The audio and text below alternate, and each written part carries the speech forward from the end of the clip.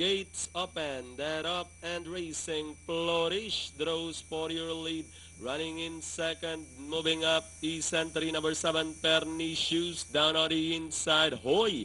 Tama na, then comes Caloocan's Pride, followed by Hela Star, Don Eduardo's Best, and Magic Minx is running at the tail of the field. Past the last 600, Pernicious, this time by 3/4 of a length lead.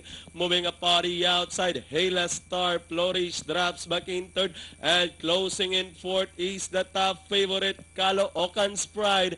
As they turn to the final 450, Pernicious is still leading the field. Flourish running by the rail. Hela Star is on the outside. Caloocan's Pride remains in fourth with the last 150 more to run.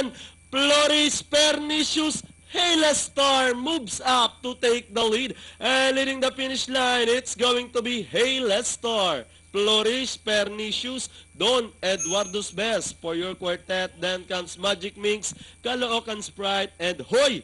Tama na!